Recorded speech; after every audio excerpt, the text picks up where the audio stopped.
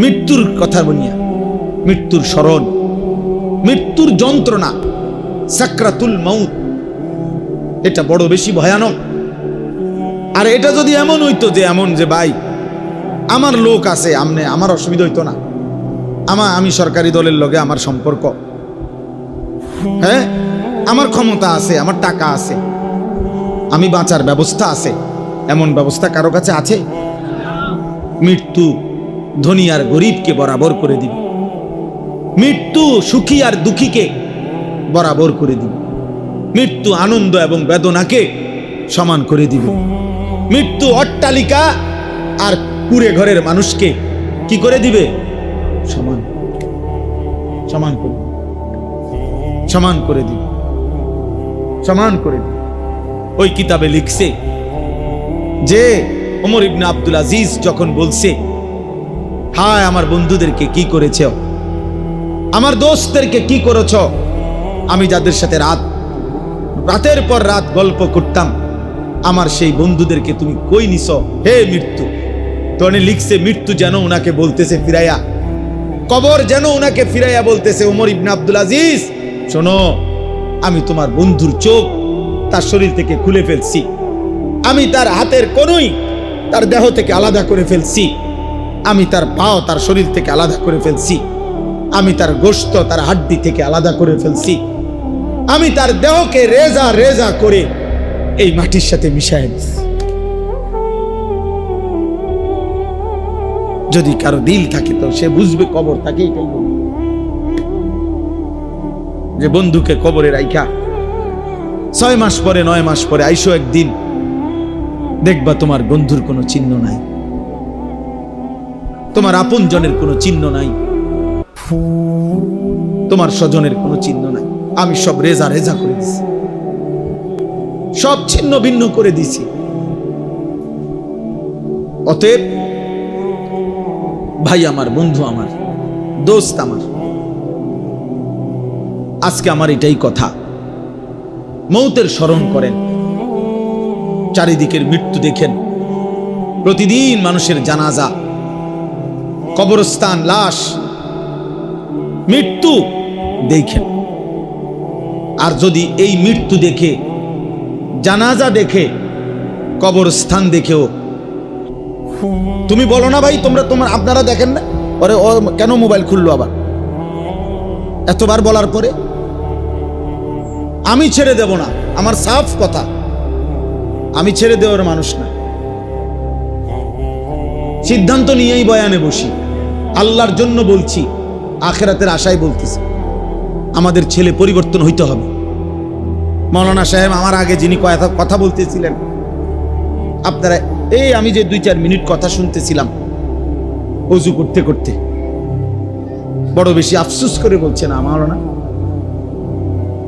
সরাসরি আপনার পৃথিবীর 100টি দেশে চাইতে বেশি দেশ জাতিসংঘের অধিবেশনে এই কুত্তা নেতানিয়াহু যখন বক্তব্য দিতে দাঁড়াইছে, তারা অধিবেশন ছেড়ে বের হয়ে গেছে, পুরোটা হল রুম খালি হয়ে গেছে, প্রায় 10-12 জনের বেশি ছিল না মনে হয়, কিন্তু এরপরেও এই গাদ্দার 1 মিনিটের জন্য লজ্জা পায় নাই, বরং সে তার বক্তব্য পুরা দিছে। দেখো মিয়া, সে কাউরে 2 পয়সার, গোটা পৃথিবীর 100 দেশের প্রেসিডেন্ট না, গোটা পৃথিবীর সমস্ত দেশের প্রেসিডেন্টের আব্বারেও হে গণে না,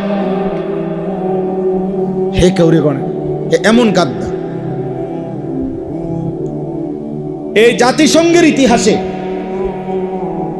আজ পর্যন্ত এমন ঘটনা ঘটে নাই, সেই কখন 1945 বা ওই সময়কার প্রতিষ্ঠিত জাতিসংঘ আজকে এই দিনকে, এই ইসরায়েলের প্রধানমন্ত্রী সে যখন বক্তব্য দেয়, তখন বাধ্যতামূলক তার বক্তব্য চলাকালীন কোথায় আমেরিকা, নিউ ইয়র্ক, আর কোথায় গাজা, ফিলিস্তিন, এই গাজার মধ্যে সরাসরি আপনার সাউন্ড বক্স দিয়া, মাইকের অত্যাধুনিক সাউন্ড বক্সের মাধ্যমে তাৎক্ষণিক এই নগদ তার বক্তব্য এই গাজার মানুষকে শুনাইবার জন্য বাধ্যতামূলক ব্যবস্থা করছে, এবং ওইখানে সে জাতিসংঘে পরিষ্কার বলছে, 1 সেকেন্ডের জন্য কারো কোনো কথায় গাজার আক্রমণ সে 1 মিনিটের জন্য বন্ধ করবে।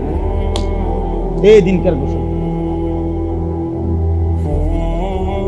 এই দিনকার ঘোষণা, বুঝছেন? তোমরা ভেবো না ছেলেরা, গাজার মুসলমান শেষ হয়ে গেলে, ফিলিস্তিনের মুসলমান সব শহীদ হয়ে গেলে, এরপরে আর ইসরায়েল কারো উপরে আক্রমণ করবে না, আর কাউরে মারবে না, আর কোনো মুসলমানকে মারবে না। এটাই তো মূল কথা না? এটাই তো মনে হয় না?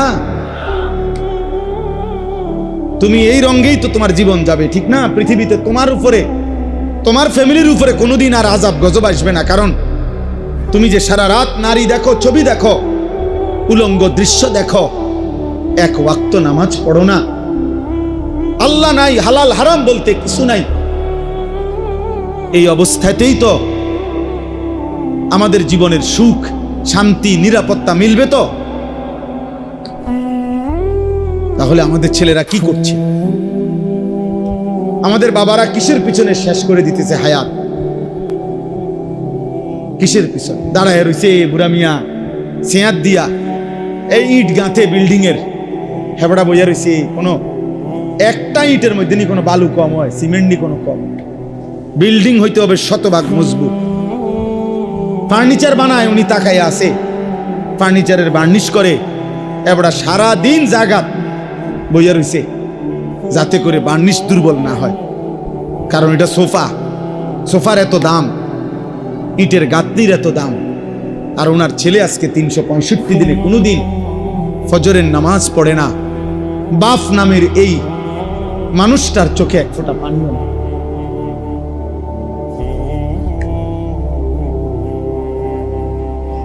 ওনার ছেলে সারা রাত মোবাইলে উলঙ্গ ছবি দেখে। ওনার ছেলের চুল দেখলে বোঝা যায় ওইটা বেঈমান। ওনার ছেলের চেহারা দেখলে বোঝা যায় ওইটা সুরত কাফেরের, মুশরিকের। 1 ওয়াক্ত নামাজ নাই, সেজদা নাই, পাক নাফাকের কোনো ধার ধারে না। পেশাব কইরা কি খারাইয়া মুতে, না বইয়া মুতে, না হাঁটতে হাঁটতে মুতে, খবরও নাই। কিসের টয়লেট পেপার, কিসের পানি। আহা, উনি সোফা বানায়, এবারটা সোফা বানায়, এবারটা বিল্ডিং করে, এবারটা ইটের মধ্যে পানি দেয়। করেন, ঠিক আছে বাবা, ঠিক আছে, চলে, কোনো অসুবিধা নাই। সব মিলাইয়া বাত্তরকারী তো, সব মিলাইয়া দুনিয়াই তো শেষ বুঝছেন তো, ঠিক আছে, যে যেটা বুঝা শেষ করে যান দুনিয়া। আখিরাত না বুঝলেও আখিরাতে যেতে হবে, আখিরাত বুঝলেও আখিরাতে যেতে হবে, কিনা বলেন? কবর না বুঝলেও কবরে, কবর বুঝলেও কি যেতে হবে। কোনো অসুবিধা নেই। আমরা চিৎকার করে যাই, আমরা বলে যাচ্ছি, আমরা বলে যাচ্ছি। এই জন্য বললাম বাবা, মুসলমানের ছেলেরা, আমরাও বুঝি। আজকে তোমরা মনে রাখো বাপ, এই বেঈমান তারা থামবে না। আমরা যদি ঘুরে না দাঁড়াই, আমরা যদি আমাদের আল্লাহর কাছে চোখের পানি না ফেলি, আমরা যদি ঈমানের দাবিতে সাহসী হুঙ্কার দিতে না পারি, তাহলে এই ইহুদি, এই বেঈমানরা থামবে না। সে পরিষ্কার ঘোষণা দিছে, ইসরায়েলের প্রধানমন্ত্রী নেতানিয়াহু পরিষ্কার বলছে যে পৃথিবী, এই কয়দিন আগে বলছে, পৃথিবীতে যার কাছে একটি বড় মোবাইল আছে, স্মার্ট মোবাইল মানে বড় মোবাইলেরই, সে পরিষ্কার বলছে, মনে রাখবেন, তার কাছেই আমাদের ইসরায়েলের একটি টুকরা আছে।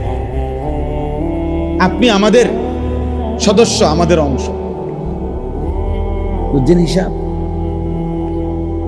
হ্যাঁ, ডাইরেক্ট তার ঘোষণা, এটা বক্তব্য দিছে সে, যার কাছেই একটি বড় মোবাইল আছে।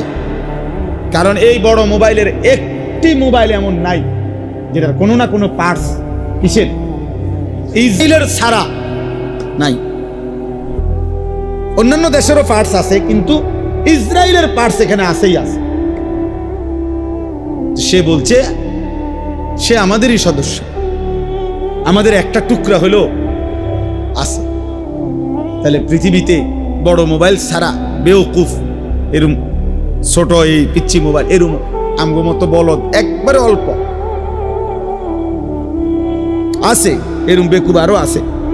এই আমরা অল্প কয়েকজন এরম, আর সামান্য, আমি তো এটাই কইলাম, আরও আছে আমরা অল্প, মানে এরম বেকুব কম যে এখনো এই যুগে এই শুধু মোবাইল ব্যবহার করে। অল্প কয়েকজন বলদ থাকতে পারে, বাকি সব চালাকরা সবাই 24 ঘন্টা স্মার্ট মোবাইল। উনি মানুষও স্মার্ট, মোবাইল ওরা মানুষও ব্যাক কল, এই জন্য আমার মোবাইলও ব্যাক। আমরা মানুষও আকামলা, এই জন্য মোবাইলও আকাম। আল্লাহ আমাদেরকে হেফাজত করেন। দোস্ত, বেঈমান আমাদেরকে ছাড়বে না, বেঈমান আমাদেরকে ছাড়বে না, ইচ্ছাই হোক অনিচ্ছাই হোক। বেঈমানের ষড়যন্ত্রের মুখোমুখি, জুলুমের মুখোমুখি আমরা হতেই হবে। আর সেক্ষেত্রে যদি আমরা আমাদের প্রস্তুতি, ঈমান, আমল, আমাদের মালিকের সাথে আমাদের সম্পর্ক না থাকে, আহা, আপনি চিন্তা করে দেখেন মাকসুদ ভাই, ওদের তো দুনিয়াবি অস্ত্র ক্ষমতা অনেক আছে, আমাদের ওই পরিমাণ দুনিয়াবি অস্ত্র ক্ষমতাও নাই, আছে, কথা বলেন না। আবার আজকে 10 বছর ধরে আমগো রবের সাথেও আমাদের মনে করেন অনেকের সম্পর্ক নাই। তাহলে আমরা নামাজও পড়ি না, হালাল হারামও মানি না, পাক নাফাকও মানি না, আমাদের ছেলেও নামাজ পড়ে না, মেয়েও পর্দা করে না, স্ত্রীও পর্দা করে না, আমরা ব্যবসাও করি সুদে কিস্তিতে, প্রতিদিন আমরা ইচ্ছা করে হাসতে হাসতে ওজনে কম দেই। তাহলে আমাদের আল্লাহর সাথেও আমাদের সম্পর্ক নাই, আমাদের দুনিয়াবি ওই পরিমাণ কাফের বেঈমানদের অস্ত্র ক্ষমতা প্রভাব প্রতিপত্তিও এখানে নাই। তো আমরা আছি কি আর? তা আমাদের চাইতে দুর্ভাগাকে। আজ যদি এতটুকু হইতো যে তাদের নিচে জমিনে তাদের অস্ত্র আছে, আমাদের উপরে আমাদের আল্লাহর সাথে আমাদের গভীর রাত গভীরের তাহাজ্জুদের সেজদার চোখের পানির সম্পর্ক আছে, তাইলো রবের ফয়সালা এটা, মোমেন আমার সাথে থাইকো, আমি আল্লাহ মোমেনের বিজয়ের ওয়াদা দিলাম। ওয়াকানা হাক্কান আলাইনা নাসরুল মুমিনিন। রব্বুল আলামিন বলে, ঈমান যদি পূর্ণ হয় মুমিন, সমস্ত মুমিনকে আমি আল্লাহ সাহায্য করা আমি আল্লাহর হক। আমি ওয়াদা দিলাম, আমি আছি।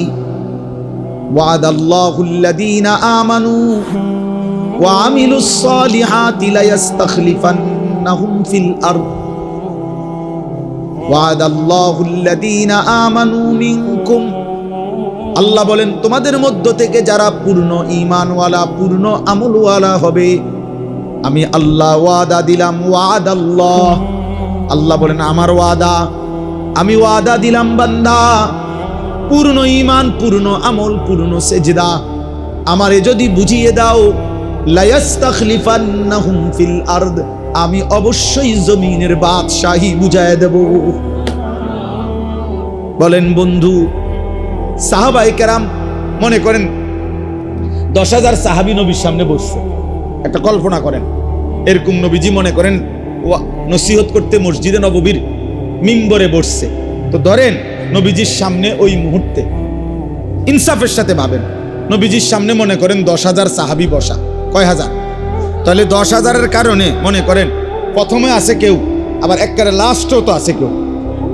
মানে আমরা যেমন এনে ভাই আপনারা সামনে, তো ওই ভাইরা যে যে দাঁড়ায় আছে 2-1 জন, ওনারা পিছনে না।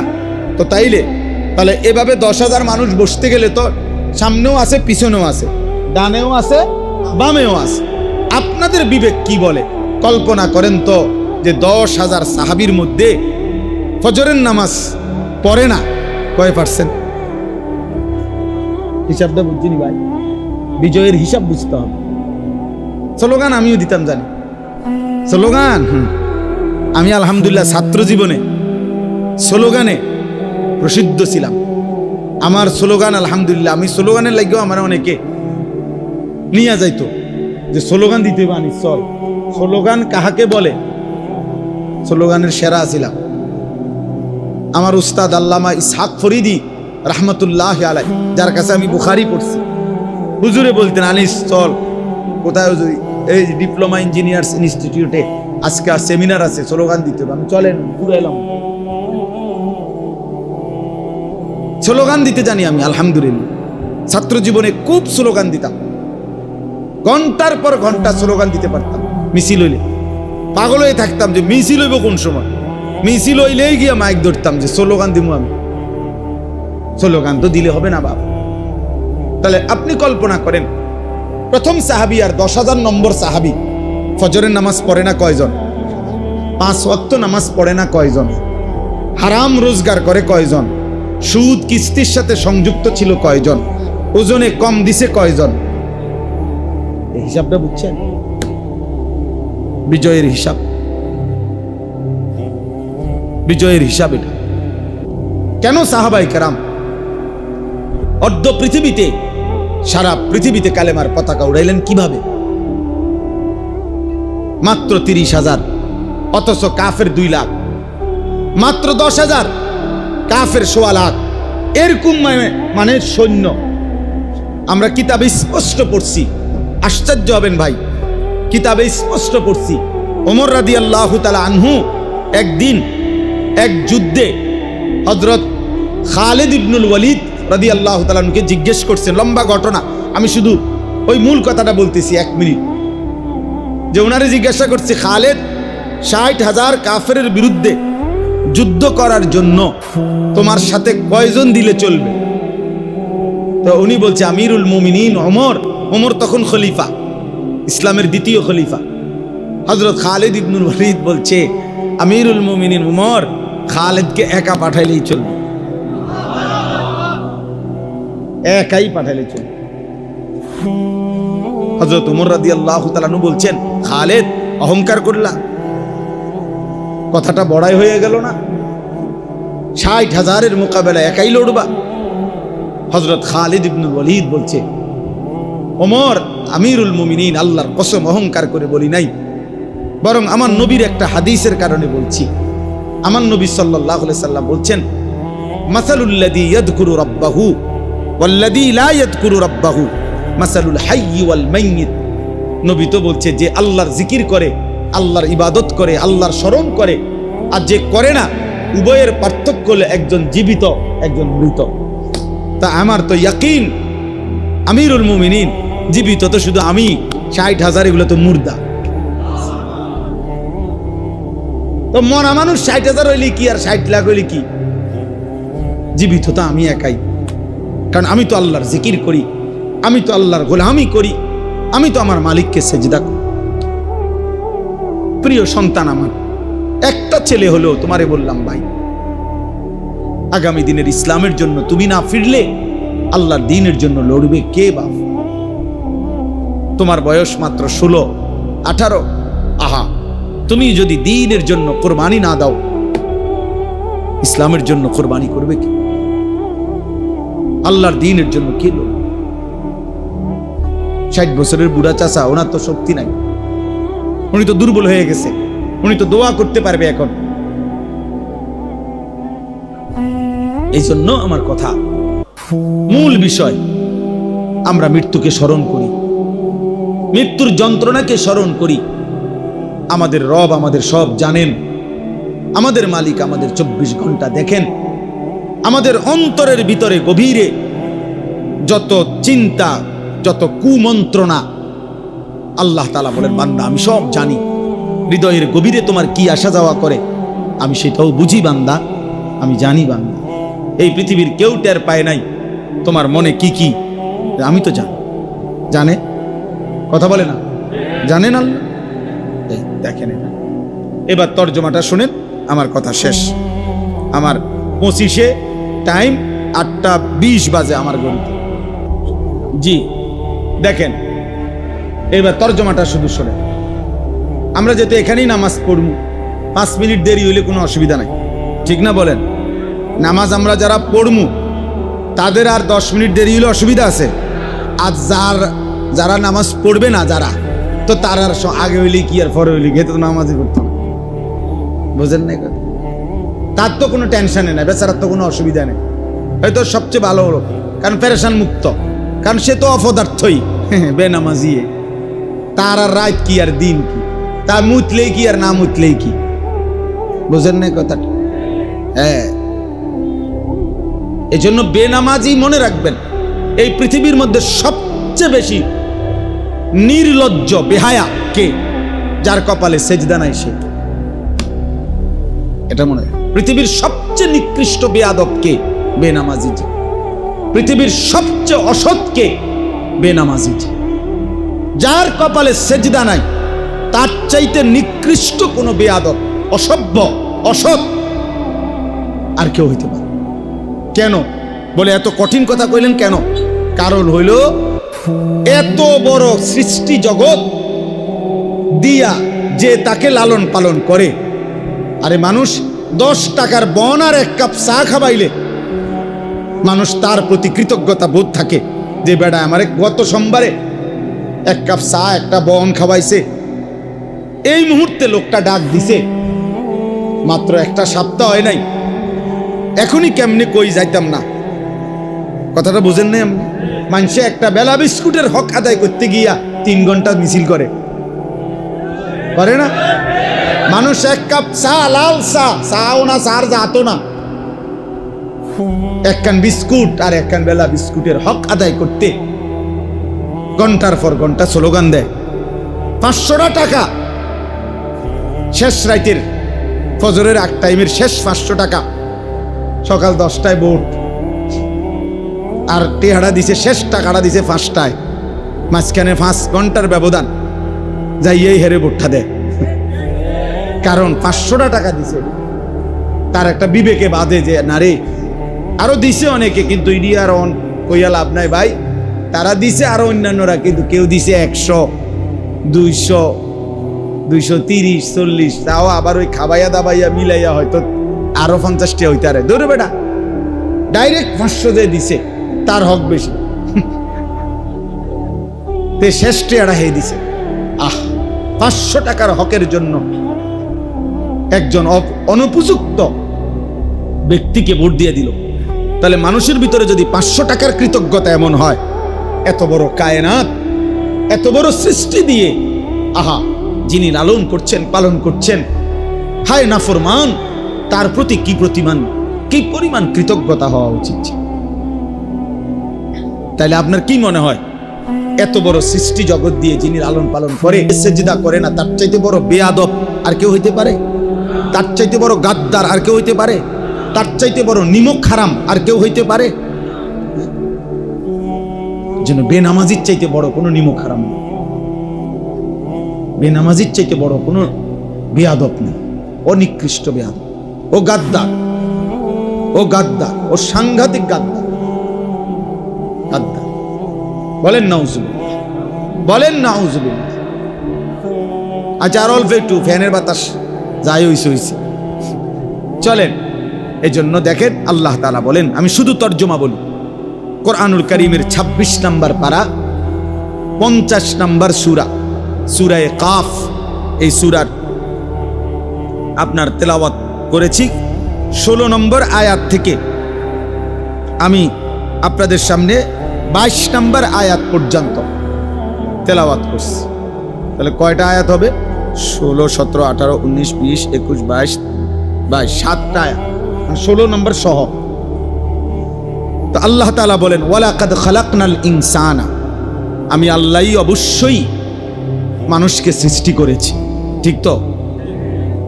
ওয়া না'লামু মা তুওয়াসওয়িসু বিহি নাফসুহু, আমার বান্দা তার অন্তরের গভীরে যেই কথাগুলো আসা যাওয়া করে, শয়তান হোক, নফস হোক, অন্তরের গভীরে যে তাকে ওয়াসওয়াসা দেয়, কুমন্ত্রণাগুলো দেয়, আমি আল্লাহ আমার বান্দার সেই অন্তরের গভীর বিষয়গুলোও জানে তো?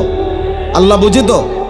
আচ্ছা, ওয়া নাহনু আকরাবু ইলাইহি মিন হাবিলিল ওয়ারিদ, আল্লাহ বলে বান্দা, মানুষের দেহের মধ্যে ভিতরে এমন কিছু রগ আছে, যেই রগগুলো রক্ত সারা দেহে সার্কুলেশন হয়, মানে সারা দেহে রক্ত পৌঁছে, এমন কিছু নির্দিষ্ট কি আছে? রগ আছে। এই ঘাড়ের মধ্যেও এমন রগ আছে, এই পাশে, যেখান থেকে সারা দেহে রক্ত কি হয়, একটা ফাইবের মতো, একটা তারের মতো হয়। এখানের এই রগ ছিঁড়ে গেলে আপনার ওই মানুষটা মৃত্যু হবে, কারণ পুরা শরীরের রক্তের সমস্ত ধারাটা কি হয়ে যাবে? ছিন্ন হয়ে যাবে। কিছুক্ষণের মধ্যেই তার কি হয়ে যাবে? মৃত্যু। আল্লাহ তাআলা বলেন, যেই রগগুলোর রক্ত সঞ্চালন হয়, যেগুলো তোমার দেহের মধ্যে আছে, আমি আল্লাহ তোমার বিষয়াদি জানার ক্ষেত্রে, তোমাকে দেখার ক্ষেত্রে, আমি আল্লাহ তাআলা তোমার ওই রগগুলো যেগুলো তোমার দেহে বিরাজমান, আমি আল্লাহ তোমার তার চাইতেও বেশি কাছে, নিকটে, আমি তার চাইতেও বেশি কাছে থেকে তোমাকে দেখি, আছি, সামনেই আছি। আমি সামনে, আল্লাহ কোথায়? আমার দেহের, সারা দেহের যে রগ ওয়ারিদ, আমি আল্লাহ তার চাইতে কাছে।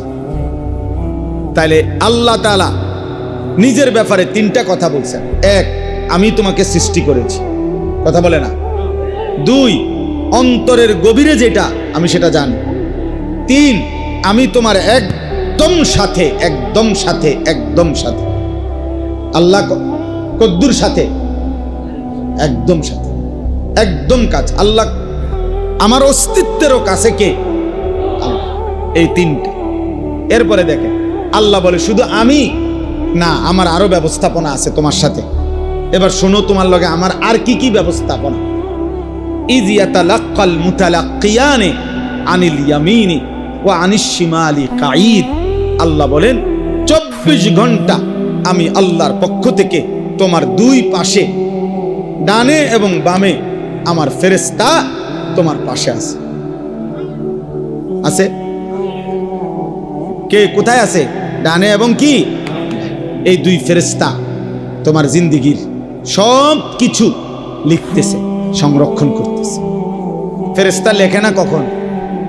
ফেরেশতা ঘুমায় কখন? কথা বলে না। ফেরেশতা ঘুমায় না।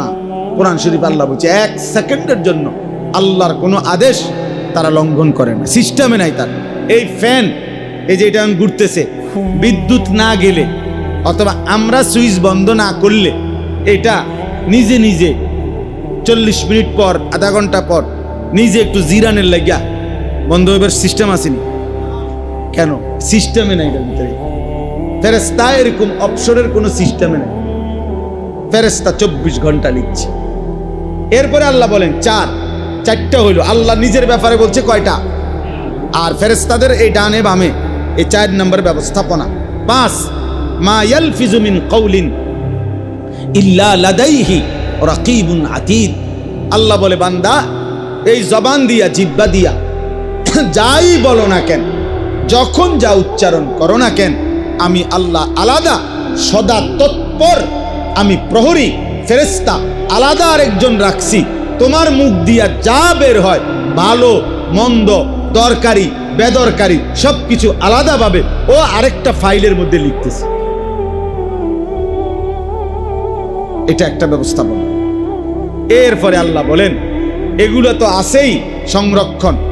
এইবার এই অবস্থায় তুমি যাই করো না কেন, করতে করতে মনে রেখো ওয়াজাআত সাকরাতুল মাউতি বিল হক, সত্য সত্যই নিশ্চিত একদিন তোমার মৃত্যুর যন্ত্রণা চলে আসে। মৃত্যুর যন্ত্রণা কি? যালিকা মা কুনতা মিনহু তাহিদ। এই মৃত্যু থেকেই তুমি পলায়ন করেছিলে, এই মৃত্যু থেকেই তুমি বাঁচতে চেয়েছিলে, কিন্তু সেই মৃত্যুর যন্ত্রণা শুরু হয়ে গেল, মৃত্যু হয়েই গেল। হয়ে গেল হয়তো মৃত্যু শেষ পর্যন্ত, কেউ বাঁচতে পারে তো শেষ পর্যন্ত? আল্লাহ বলেন ওয়ানুফিখা ফিস-সূর, আর এভাবে একদিন তোমারে কবরে রাইখাই একদিন ইসরাফিল আবার ফু দিবে, আবার হাসরের মাঠ কায়েম হবে। আর যালিকা ইয়াউমুল ওয়াঈদ, সেই হাসরের মাঠ আখিরাত হবে বড় বেশি ভয়ের, বড় বেশি ভয়ের দিন, বড় বেশি ভয়ের। আল্লাহ তাআলা বলেন ওয়াজাআত কুল্লু নাফসিম মাআহা সাইকুম ওয়া শাহীদ। এই তোমার ডানে বামে যেই দুইজন ফেরেশতা ছিল হাসরের দিন, ওনারাই তোমারে নিয়ে আসবে, ওনারাই তোমারে নিয়ে আসবে হাসরের মাঠে। একজন পিছনে থাইকা তোমারে বলবে আগে বাড়ো, উনি হলেন সায়েক, চালক, উনি যিনি তোমারে আগাইতে হাঁটাইতে হাঁটাইতে হাসরের মাঠে আনবে। আর একজন ওয়া শাহীদ, আরেকজন হবে তোমার পুরা জিন্দেগীর আমল নামা হাতে নিয়ে ওনার হাতে থাকবে, উনি এটা নিয়েই তোমারে মাবুদ আল্লাহর সামনে হাসরের ময়দানে নিয়া আল্লাহর সামনে তোমার জিন্দেগির ভালো মন্দের সাক্ষ্য দেন, সাক্ষ্য দেন। আল্লাহ বলেন, লাকাদ কুনতা ফি গাফলাতিন মিন হাদা, আমার বান্দা এই মৃত্যু থেকেই তুমি, এই আখিরাত থেকেই তুমি বড় বেশি গাফিল ছিলে, অমনোযোগী ছিলে, অমনোযোগী ছিলে। তোমার বেনামাজি জিন্দেগি, হারাম রোজগার, তোমার নাচ গান নর্তকী দেখা, নারী দেখা, ছবি দেখা, উলঙ্গ দৃশ্য দেখা, বেপর্দা বেহায়াপনা দেখে মনেই হচ্ছিল তুমি মৃত্যু থেকে গাফেল, বেখবর। আল্লাহ বলেন, আজকে ফাকাশাফনা আনকা গিতাআকা ফাবাসারুকাল ইয়াউমা হাদীদ, আজকে আমি আল্লাহ দুনিয়ার এই চক্ষু তোমার বন্ধ করে দিলাম, ঢেকে দিলাম। এবার ফাবাসারুকাল ইয়াউমা হাদীদ, এবার মনে রেখো চোখ বন্ধ হয়ে গেছে, আর কিছু দেখবা না মৃত্যু হওয়াতে। না না, দুনিয়ায় তুমি ঘুমের টাইমে হয়তো অথবা চলার পথে হয়তো চোখ বন্ধ করলে আর কিছু দেখো না। আল্লাহ তাআলা বলে, না বান্দা, মৃত্যু নামের যখন আসবে তখন যে এই চোখটা বন্ধ হবে, এই চোখটা বন্ধ হইলে কবর থেকে নিয়ে একেবারে আখিরাত পর্যন্ত তুমি আগের চাইতে লক্ষ কোটি গুণ স্পষ্ট, সূক্ষ্মভাবে, পরিপূর্ণভাবে ওইটা পুরা দেখতে পাবে। অর্থাৎ মূলত চোখ বন্ধ হয় নাই, চোখ খুলে গেছে। মূলত চোখ কি হয় নাই, মূলত দুনিয়ার এই অংশ থেকে আল্লাহ তোমার চোখ বন্ধ করায় দিছে, ওই অংশ খুলে দিছে। এই জন্য মানুষ, হাদিসে আছে, নেককার হইলে কবরের থেকেই সচক্ষে জান্নাত দেখবে, নাফরমান হলে কবর থেকেই সচক্ষে সে জাহান্নাম দেখবে। তো জাহান্নাম আর জান্নাত তার কবরের ভিতরে, কথা বলেন না কেন? তাহলে যত দূরেই হোক তার এই চোখ দেখবে, যত দূরেই হোক তার এই চোখ দেখবে।